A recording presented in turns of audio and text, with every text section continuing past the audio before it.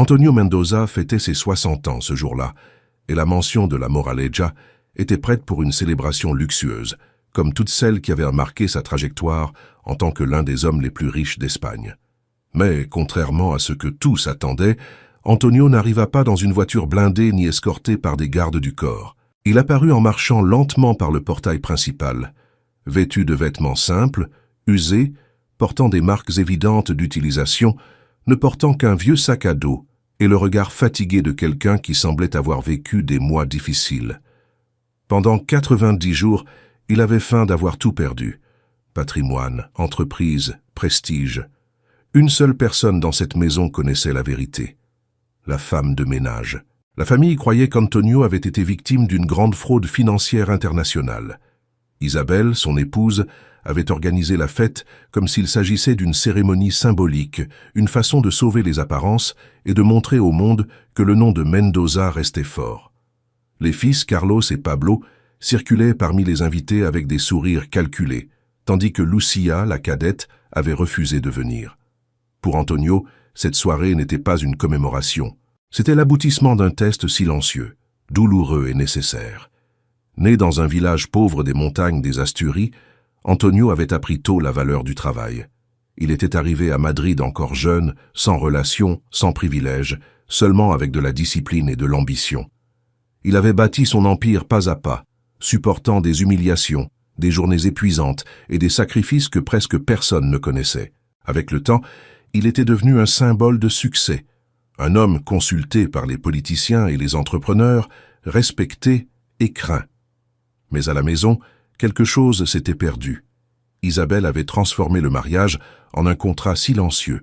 Les enfants avaient grandi entourés de luxe, mais émotionnellement distants. Une seule présence restait constante dans les couloirs de la mansion. Rosa, la femme de ménage. Elle travaillait là depuis 20 ans. Elle connaissait les silences de la maison, les horaires, les humeurs. Elle n'avait jamais été invisible pour Antonio. Il l'avait toujours traitée avec respect, bien qu'il n'ait jamais imaginé qu'elle serait la seule à le voir quand tout aurait disparu. Quand il annonça la fausse ruine, les réactions furent rapides. Isabelle s'inquiéta immédiatement des biens et des avocats. Carlos exigea des explications sur l'héritage. Pablo regretta les investissements perdus. Rosa, au contraire, frappa à la porte du bureau vide et pleura. Elle demanda s'il avait besoin d'aide, s'il avait un endroit où loger, s'il voulait à manger. Ce fut à ce moment qu'Antonio décida de l'inclure dans le plan. Il lui dit la vérité. Il lui demanda le silence. Rosa accepta sans hésiter. Au cours des mois suivants, Antonio vécut loin de la mansion, mais revenait occasionnellement déguisé, observant tout. Rosa fut la seule à l'aider concrètement. Elle garda des vêtements, apporta de la nourriture, écouta ses confidences. Elle ne demanda jamais rien, ne commenta jamais avec personne. Elle prit simplement soin de lui. Pour elle, Antonio restait un homme, pas un patrimoine. La nuit de la fête, quand Antonio apparut au portail, il fut traité comme un intrus. Les agents de sécurité l'empêchèrent d'entrer. Carlos ordonna qu'on le fasse sortir. Isabelle se plaignit de la présence d'un inconnu. Personne ne le reconnut. Rosa, qui nettoyait discrètement la grande salle, entendit le tumulte et accourut. Quand elle le vit, elle lâcha le seau, traversa les invités et l'enlaça sans se soucier des regards ni des jugements. Elle l'appela par son nom. Elle dit qu'il n'était pas seul. Le silence s'abattit sur le jardin. Antonio ressentit quelque chose qu'il n'avait pas ressenti depuis des années. Gratitude, vérité. Là, devant tous, il comprit que le test avait révélé plus qu'il n'espérait. La famille qu'il avait entretenue ne le reconnaissait pas sans argent. La femme de ménage, si. Les semaines suivantes changèrent tout. Antonio réorganisa sa vie, ses biens et ses priorités. Isabelle reçut le divorce. Carlos et Pablo perdirent poste et privilèges. Rosa reçut quelque chose qu'elle n'avait jamais attendu, sécurité, respect et gratitude éternelle. Antonio ne la transforma pas en symbole, il fit simplement justice. Pour cet anniversaire, il ne reçut pas de cadeaux coûteux. Il gagna de la clarté. Il découvrit que la richesse sans humanité est vide, et que parfois celle qui nettoie le sol est celle qui soutient la dignité de toute une maison. Après cette nuit-là, la mansion ne fut plus jamais la même. Les couloirs autrefois remplis de voix artificielles devinrent silencieux et l'éclat excessif semblait déplacé face à la vérité qui avait été révélée. Antonio passa des jours à réfléchir, non pas sur des pertes financières, mais sur tout ce qu'il avait construit émotionnellement de manière erronée. Pendant des décennies, il avait cru que pourvoir au confort était synonyme d'amour. Il découvrit tard qu'il avait créé de la dépendance, pas de l'affection. Rosa continua à travailler dans la maison, désormais sous des regards différents. Certains employés l'observaient avec curiosité, d'autres avec un respect nouvellement découvert. Antonio ne permit jamais qu'elle soit exposée ou utilisée comme exemple public.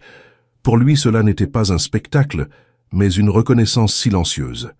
Ils se mirent à parler fréquemment, assis dans la cuisine après les heures de travail, comme deux personnes qui avaient appris quelque chose d'essentiel l'une de l'autre. Isabelle tenta au début de renverser la situation. Elle chercha l'approche, des paroles douces, des souvenirs sélectifs du passé. Antonio écouta tout avec calme, mais sans émotion. Il n'y avait pas de colère, seulement de la distance. Il comprenait désormais que certaines absences ne se résolvent pas avec des discours tardifs. Le divorce fut conduit de manière discrète, sans scandale, clôturant un cycle qui était vide depuis des années. Carlos réagit avec une indignation ouverte. Il se sentait trahi, humilié, convaincu que son père avait été injuste. Pour la première fois, il dut affronter des limites réelles. Pablo, plus introspectif, montra du regret bien que mêlé à la peur de l'avenir. Tous deux apprendraient de force que les privilèges ne sont pas des garanties éternelles. Antonio ne ferma pas les portes, mais exigea quelque chose de nouveau, la responsabilité. Lucia, qui avait été absente de la fête, revint quelques jours plus tard. Elle trouva son père différent, plus calme, plus présent. Ils parlèrent longuement. Antonio lui raconta tout, y compris le rôle de Rosa. Lucia ne fut pas surprise. Elle dit seulement que les personnes habituées à prendre soin des autres voient souvent au-delà des apparences. À partir de ce moment, père et fille se rapprochèrent vraiment, reconstruisant une relation qui n'avait toujours existé qu'à distance. Antonio décida de s'éloigner progressivement des affaires. Il réduisit les engagements, délégua des fonctions, vendit des participations. Il acheta une maison simple dans les Asturies, près de l'endroit où il était né. Ce n'était pas un retour par nostalgie, mais par cohérence. Il voulait terminer sa vie connectée à ce qu'il avait toujours défini. Rosa fut l'une des rares invitées à lui rendre visite là-bas. Ils marchèrent ensemble dans les montagnes, parlèrent de travail, de pertes, de choix. Il n'y eut jamais de hiérarchie entre eux, seulement du respect. Avec le temps, Rosa quitta son emploi à la mention. Antonio l'aida discrètement, s'assurant qu'elle ait de la stabilité sans dépendre de lui. Elle ouvrit un petit service de nettoyage à son compte, employant d'autres femmes dans une situation semblable à celle qu'elle avait vécue. Pour Antonio, cela valait plus que n'importe quel investissement. La famille Mendoza suivit des chemins distincts. Isabelle déménagea dans un autre pays. Carlos affronta des difficultés qu'il n'avait jamais imaginées. Pablo commença à reconstruire sa vie avec un effort réel. Lucia maintint sa routine à l'hôpital, rendant visite à son père dès qu'elle le pouvait. Antonio, de son côté, trouva la paix, non pas parce que tout avait été résolu, mais parce qu'il comprenait enfin l'essentiel. Assis sur le porche de la maison asturienne, observant le coucher du soleil, il pensait à l'ironie de la vie. Il avait dû feindre d'être pauvre pour découvrir qui était véritablement riche en humanité. Il ne répéta jamais ce test. Ce ne fut pas nécessaire. La réponse était déjà claire. La femme de ménage qu'il avait reconnue ne l'avait pas fait par gratitude, peur ou intérêt. Elle l'avait fait parce qu'elle avait vu l'homme derrière le nom. Et cela, Antonio le savait désormais, était ce qui importait vraiment, à la fin de tout. Le lendemain matin, Antonio se réveilla tôt et marcha seul dans les champs silencieux. Il pensa à la vie, aux erreurs et aux réussites, sans amertume. Il avait appris que le pouvoir ne protège pas du vide et que l'argent n'achète pas la vérité.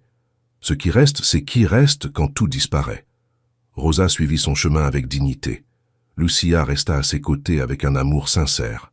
Antonio sourit, certain d'avoir enfin compris le sens de la famille, du respect et de l'humanité, clôturant le cycle en paix. Là, sans public, il choisit de vivre simplement, d'honorer les personnes vraies et de ne plus jamais confondre la valeur humaine avec l'apparence sociale ou la richesse illusoire apprise.